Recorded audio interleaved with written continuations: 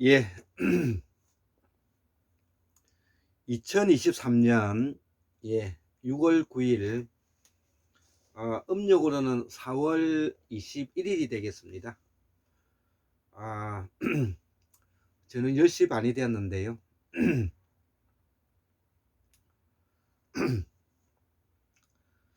제가 그 한국 문명 이야기를 30번째로 이제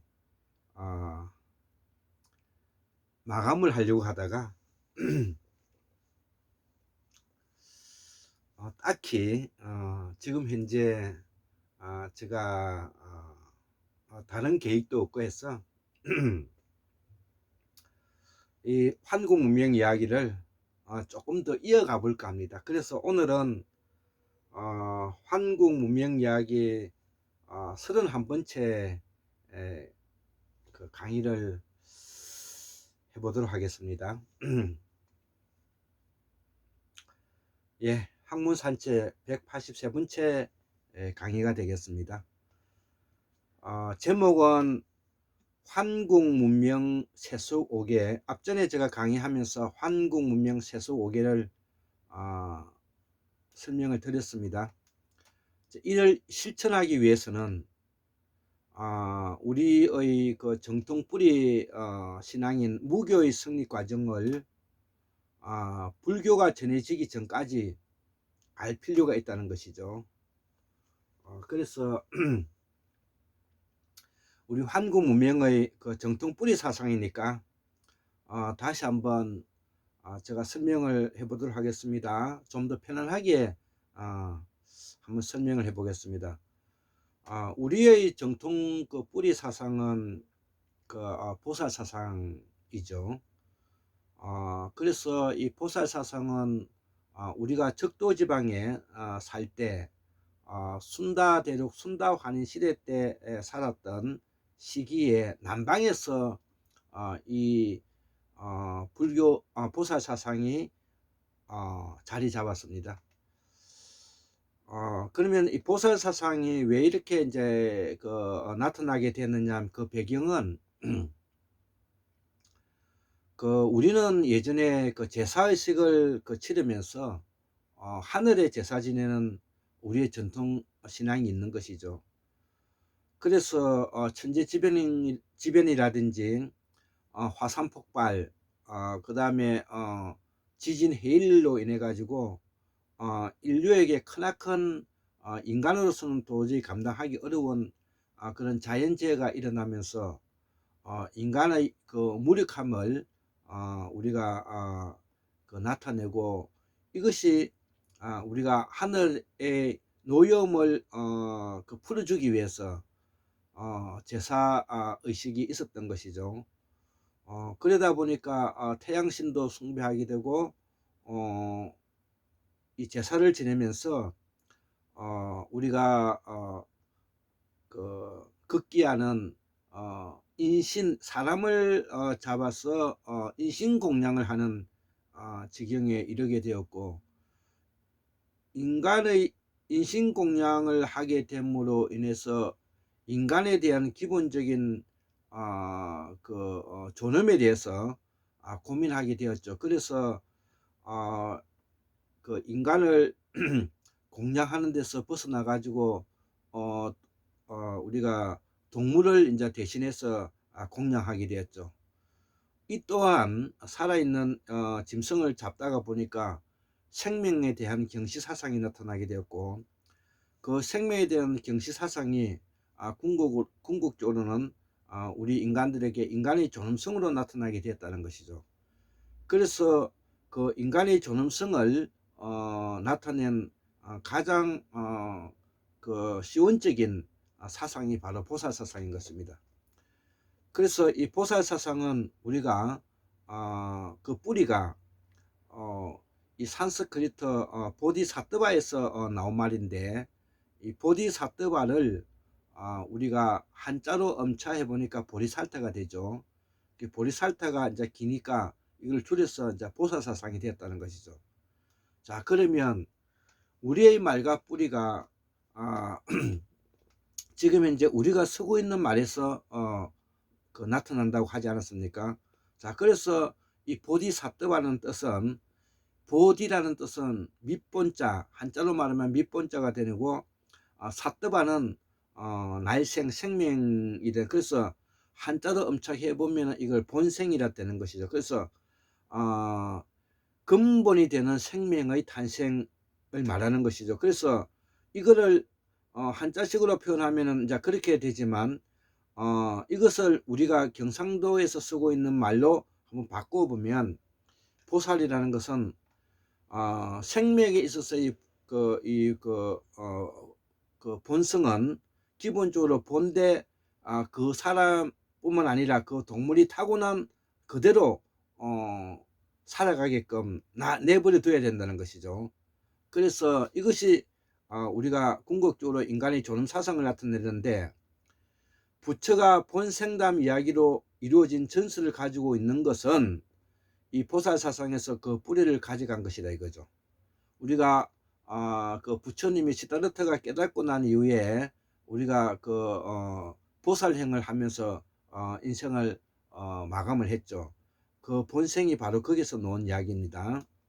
자, 그래서 이 보살사상은 수수만 년 전에 사라진 무대륙 순다대륙에서 연꽃이 국화로 기록되어 있고, 또 보살사상은 수수만 년 우리가 되었다는 것이죠. 그래서 우리가 보살사상과 불교에서 말하는 지혜인, 이 반야라는 말이 있지 않습니까? 반야 바라밀라 신경. 이 반야라는 것은 지혜를 말하는 것인데, 우리말로 옮기보면 알았다는 것입니다. 알았다. 알았다. 알아야만이 지혜가 나오는 것이죠. 그래서 이 알았다는 반야를 산스크리트로 말하면 알자니가 되는 것입니다. 알자니. 자, 그러니까 알자니는 뭐냐? 알았잖니, 알았잖니, 알았지 않니? 알았으면은 거기에 대해서 어떤 의미를 부여할 것인지 지혜가 나오게 되는 것이죠. 자, 그뿐만 아니라 우리가 너무나 잘 알고 있는 이 극락도, 극락도 바로 산스크리트 수카바테 되게 수카바테. 자, 그래서 이 수카바테도 한자로 우리가 번역하면 맑을 숙자 발전자가 된다는 것이죠. 그래서 이를 해석해 보면 우리가 그 집 근처에 있는 이 밭대기에 풀 한 폭이 없이, 풀 한 폭이 없이 깨끗하게 정리정돈 상태, 풀 한 폭이 돌 하나 없이, 돌 하나 없이 깨끗하게 정리된 상태를 우리가 이 극락이라 한단 말이죠. 자, 그래서 이렇게 뭐냐면 이 극락에서 나중에 이제 우리가 한자 문화권에 넘어오면서 우리가 명심보감이라는 게 있지 않습니까? 보감이라는 것은 우리가 꼭 간직해야 될 소중한 것을 우리가 보감이라 그러죠. 무엇을, 마음을 꼭 소중히 보감 그 뭐고 지켜야 되는 것을 뭐냐면 우리가 보감이라, 그래서 이걸 명심보감이라 하는데, 그 명심보감에서 나오는 내용들이 종합해 보면 자기정리, 자기정돈, 자기관리라는 것이죠. 그래서 우리가 사람이 기본적으로 그 사람을 만났을 때 자기정리, 자기정돈, 자기관리가 되는 사람은 바로 아까 앞에서도 이야기했다시피 밭대기에 풀 한 폭이 돌 하나 없이 깨끗하게 아주 정리되어 있는 상태를, 그걸 우리가 극락이라 한다 이거죠. 산스크리트는 수카바트라 그러는데 우리가 맑을 숙자가 바로 거기서 놓은 것입니다. 자, 이처럼 이를 우리가 아주 고급 단어로 표현하면은 이거를 정결의 미라 그런다는 것이죠. 정결의 미. 아주 좋은 말이죠. 정결의 미. 특히 뭐냐면 이 무문화와 무사상에서 가장 중요하게 나타나는 단어가 이 정결의미라는 것입니다. 정결의미라는 것은 뭐는 자기정리, 자기정돈, 자기관리가 되어서 마치 밭대기야 풀 한 폭이 없고 돌 하나 없이 깨끗하게 정리되어 있는 상태를 우리가 정기림이라 한다는 것이죠. 자, 이것이 천자문에 반영되고 명심보감, 소학의 핵심 사상이 된다는 것이죠. 그래서 우리가 바로 무사상에서 바로 보살사상에서 바로 천자문, 명심보감, 수학으로 이어진다는 것이죠. 그래서 이 수학의 가장 핵심적인 단어가 바로 세수대인 것입니다. 제가 다시 나중에 설명하겠습니다. 자, 그래서 내가 이러한 환국 문명의 철학 사상을 제가 여기에 매달리는 것은 그만한 가치가 있다는 것입니다. 그 가치는 우리가 환국사를 복원하고 태고사를 복원하고 남방문화권을 복원하고 보살사상을 복원하고 환국의 민주주의를 견인하기 위해서 이것을 세계에 넣어놓기 위한 메타노니아, 즉 새로운 자기만의 특별한 변화와 의미를 부여할 수 있도록 자신을 변화시키는 걸 메타노니아라고 그러죠. 자, 우리 최동석 박사님의 인사조직연구소에서 제가 가져온 내용입니다. 자, 그래서 우리 한국 문명의 정통 사상을 대체로 제가 5가지로 뭐냐면은 정리를 해보았는데요. 그것이 첫째 보살사상, 두 번째 선양당 사상, 세 번째 토템 사상, 네 번째 제사의식, 다섯 번째 독서지 의성인이라는 것이죠. 자, 그래서 우리가 보살사상은 제가 설명했고요. 선양당 사상을 제가 간단하게 설명하겠습니다. 우리는 예전에 시골에 살면서 동네 어귀에 항상 그 동네 입구에 가면은 느티나무가 있습니다. 아주 아름드리 느티나무가 있죠. 거기에 나와서 옛날에 우리가 어릴 때는 거기에 금줄도 채워져 있고 새끼줄도 채워져 있고 울긋불긋한 그런 천도 매달려 있고 그랬죠. 그것이 원래 우리 정통 뿌리 사상인 것입니다. 토속신앙이라고 말하죠. 그래서 그 느티나무 옆에는 또 돌탑이 있고요. 돌탑이 있고 또 그 앞에는 그러니까 느티나무가 있는 그 앞에는 우리가 장성이 서 있는 것이죠. 천하대장군, 지하여장군, 이게 토템 사상인 것입니다. 모든 생명을 가지고 있는 인간의 생명체에 대한 소중함을 우리가 토템 사상에 기반해서 나타났다는 것이죠. 마치 테오포키시가 뱀을 우리가 그 토템을 한 것과 같은 것입니다. 자, 그래서 그 토템 사상 그 뭐고 천하대장군, 지하여장군 바로 또 앞에 있는 것이 그게 솥대인 것이죠. 솥대. 예, 솥대. 나무에 거기에 새가 매달려 있는 것이죠. 이것은 지하에 있는 우리의 삶이 바로 하늘에 이어주는 중간 매개자로서 그 비둘기 아니면 까마귀 기타 새를 조류를 뭐냐면 상징하는 것입니다. 나라마다 다른 것입니다. 자, 그러면 우리는 이러한 것을 정통으로 뿌리 사상을 가지고 있기 때문에 우리의 정통 뿌리 사상은 바로 독서지의 성인에 있다는 것입니다. 독서지의 성인이라는 것은 바로 어떤 것을 꾸준히 전통을 바탕으로 해서 우리가 학문에 애씀으로써 우리가 거기에 가지고 있는 이치에 진리에 도달해 가는 것입니다. 그래서 우리는 우리 동이족은 바로 서해 대평에서부터 살면서 우리의 정통 그 정신은 무엇이냐? 우리는 예의인 것입니다. 예의. 그래서 옛날 2500년 전에 공자님께서도 동방예의지국이라 그랬잖아요. 동방예의지국, 군자지국이었죠. 군자지국, 불사지국이라 그랬죠. 군자가 살면서도 죽지 않는 곳, 즉 동방예의지국인 동이족에 살고 싶다 그랬죠. 공자님도 동이족의 후손이니까요. 자, 그래서 여기에서 한 가지 더 말씀드릴 것은 중국에 가지고 있는 국민들의 정신은 무엇인가? 강건하다는 것입니다. 강건하다. 두 번째, 관계하다는, 중국어로는 관시가 관계된다는 것이고요. 우리가 그 다음에 일본 문명은 일본 사람들의 성격과 특성은 무엇이냐? 혼내와 디타마예. 그러니까 극과 속이 다르다는 것입니다. 극과 속이 다른 것입니다. 우리는 그런 거 없습니다. 우리는 독소지의 성인으로서 예의를 지키는 군자지국, 부사지국, 동방예의지국인 것입니다. 그래서 이 예의는 바로 동방예의지국으로서 아까 소악에서 나오는 세소응대와 관계된다는 것입니다. 세소응대라는 것은 물을 뿌려서 청소한다는 뜻이고요. 응대라는 것은 상냥하게 우리가 맞이한다는 뜻입니다. 자, 그래서 손님이 찾아왔을 때 우리는 옛날부터 할아버지 할머님들이 아침에 일찍 일어나서 마당을 쓸고 물을 뿌리고 마당을 쓸고 그 다음에 집 주위를 깨끗이 정리하고 또 집에는 이부자리를 깨끗이 정리하고 손님이 왔을 때는 벗은발로 뛰어나가서 손님을 맞이하고 그 손님과 대화를 나누면서는 항상 상냥한 말로 응대하는 것이 이게 우리가 세소응대의 핵심인 것. 우리가 소학으로서 우리가 지켜야 될 기본적인 것이 바로 천자문, 명심보감, 소학인 것입니다.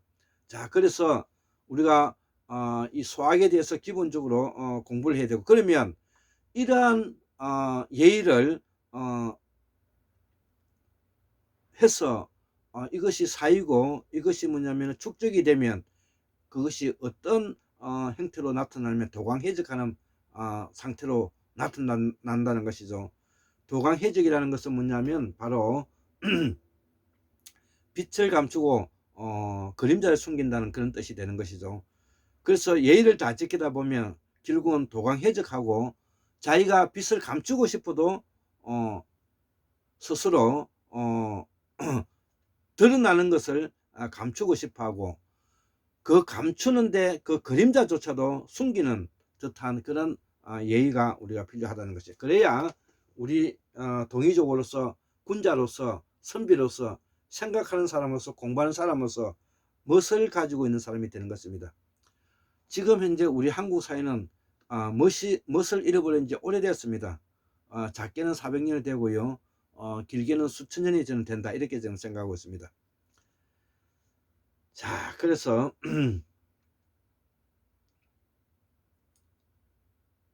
제가 설명을 했습니다. 그래서 우리가 예의를 바르게 하고 허리를 굽혀 깍듯이 인사해서 말투나 몸가짐을 아주 뭐냐면은 존중하고 사람이 마땅히 지켜야 할 예절과 의리, 물을 뿌려 쓸고 응대하는 뜻으로서 집 안팎을 깨끗이 굳고 우두더니 부름이나 물음에 응대하여 상대함을 이르는 말인데 도강해정은 빛을 감추고 자취를 감추는 것이다 이거죠. 그래서 동방예의지구로서 예의를 잘 지키는 나라로서 예전에 우리를 일컫는 말이라는 것이죠. 이렇게 하다가 보면 그 집에는 바로 궁극적으로 행복이 찾아오게 되겠죠.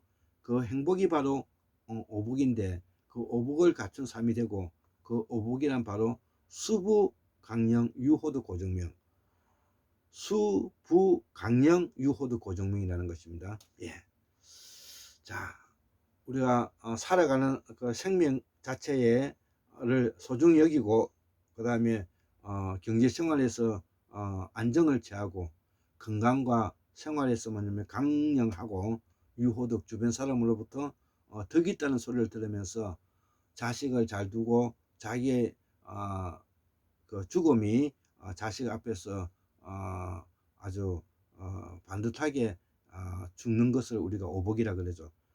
그래서 우리 한국의 정통 뿌리 사상은 하나님에 기대는다든지 아니면 뭐냐면은 산중의 권력자가 되는 것이 아닌 것입니다. 그래서 우리의 정통 사상을 뿌리를 실천해 가는데 저도 노력하고 있습니다. 자, 그래서 이러한 내용을 제가 정리한 것을 읽어보고 이 강의를 마치도록 하겠습니다.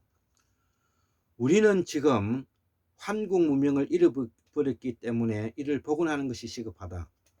그 과정으로 한국 문명 학술원이 그동안 연구한 것을 바탕으로 이야기를 꾸미도록 하겠습니다. 먼저 결론부터 말하겠습니다. 즉, 남방은 무문화라고 정의하고 북방은 무를 종교로 이해하여 무교라고 해도 무방하다는 점입니다. 특히 불교가 만들어지고 무사상은 많이 변질됐기 때문입니다. 무문화는 무사상으로 보살사상이 나타났습니다. 이때의 이상이 바로 극락입니다.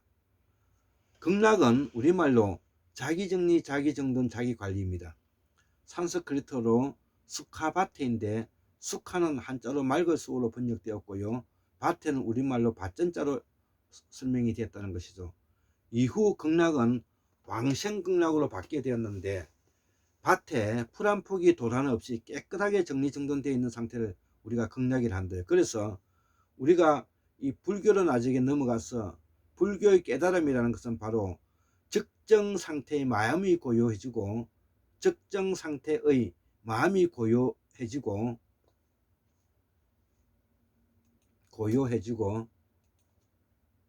요동이 없이 안정을 가져와서 해인삼에 바닷물에 도장을 찍음이 이루어진 상태를 우리가 깨달음이라 한다. 그 깨달음의 가장 뭐냐면은 부합한 인물이 바로 우리가 시다르트가 되는 것이. 그래서 그를 부처라고 그러는 것입니다. 시다르트가 이 일을 하였고 우리가 나바르주나 용수보살도 그 큰 역할을 했다는 것이죠. 그 골간은 명상이고 그 방법은 직관을 통한 천지만물의 원리를 관통한 것입니다. 즉 이 말은 그 당시에 2500년 전에 우리가 시다르트가 사실 때에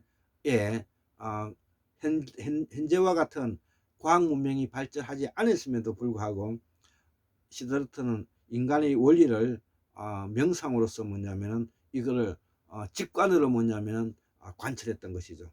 그렇기 때문에 이 시다르트의 위대함이 있는 것이고 불교의 위대함이 있다, 저는 그렇게 생각을 합니다.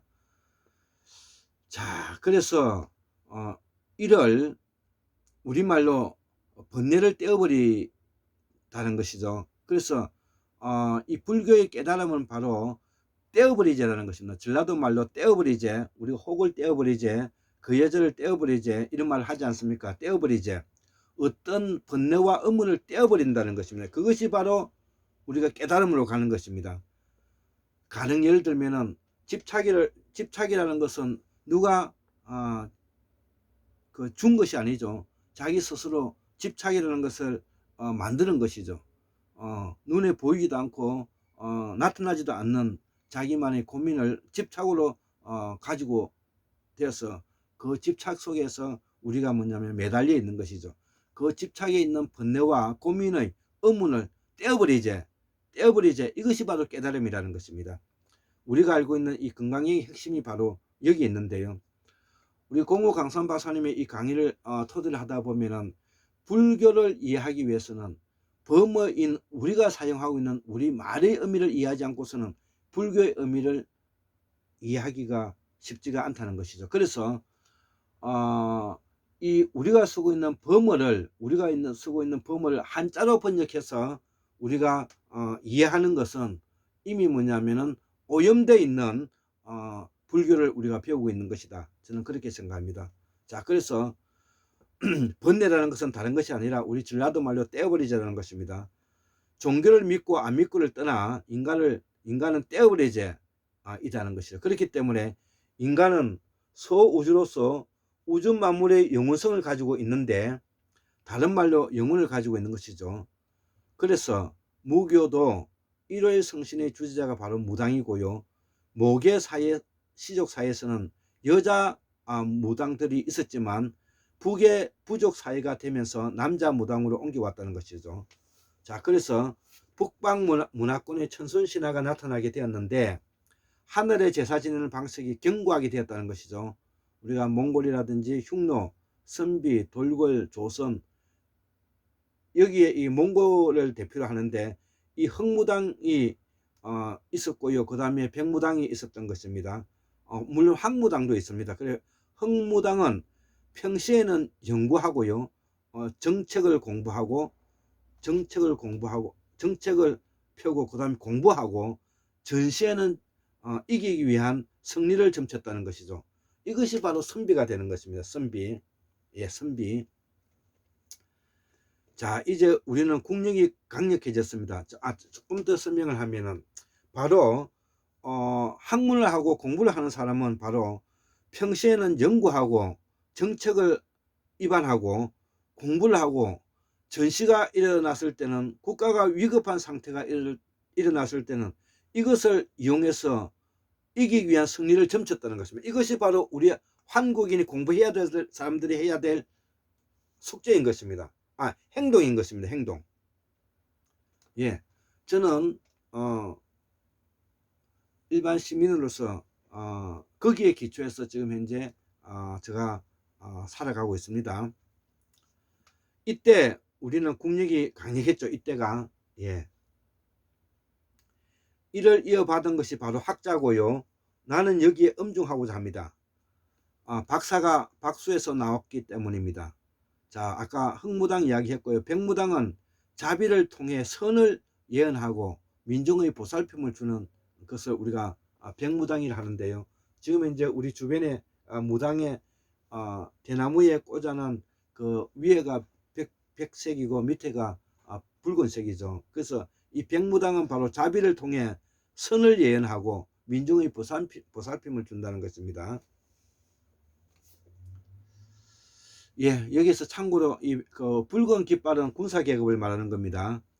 자, 그러면 황무당도 있는데, 이 황무당은 불교와 등장과 함께 원래 우리 정통 뿌리 사상에 불교와 동화된 세력을 말한다 이거죠. 그래서 이 황무당은 한껏 밑이라고 생각했던 것입니다.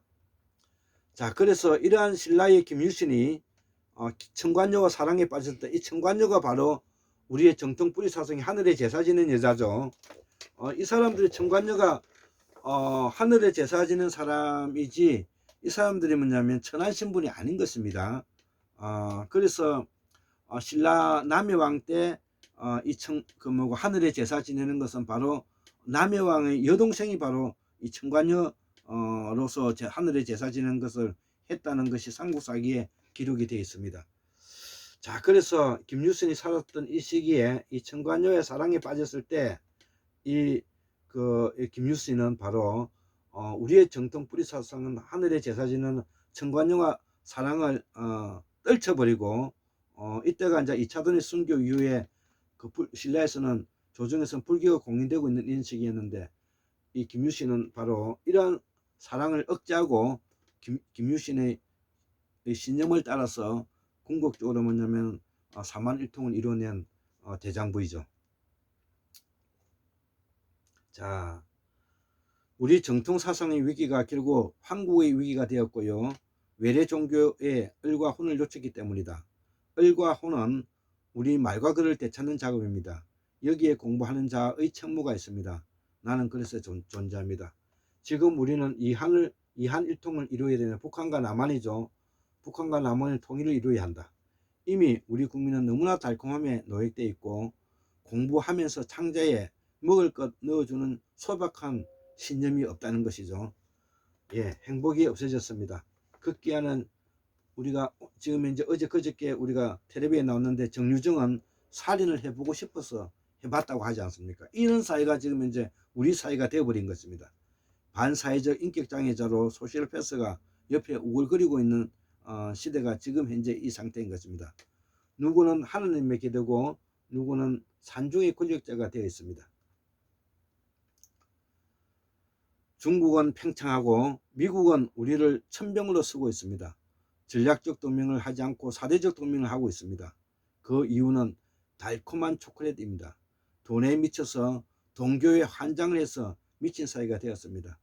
그 혜택을 윤석열 정부의 3인방 윤석열, 한동훈, 김건희가 득보고 있다 이거죠. 우리 국민은 이제 처단하는 주권을 놓아버렸다는 것이죠. 또 하나의 우리 병폐가 자식 출세가 엄마 아버지 권력이 되었다는 사실이다. 그 대표적인 예가 문재인과 이낙연이고, 그리고 민주화를 팔아먹은 오직이 그러하다 이거죠. 문재인은 더불어민주당을 팔아먹었고 이낙연은 호남 민중을 배신했다 이거죠. 배신자는 우리 전통사에서 처단돼야 한다 이거죠. 이를 처단할 조직은 환국사 이래 끊어진 적이 없다 이거죠. 그래서 지금의 우리가 있는 것이다 이거죠. 환국민의 문명사가 대표한다 이거죠. 환국 문명의 신면에 이들을 처단하는 조직이 작동되고 있다는 것입니다.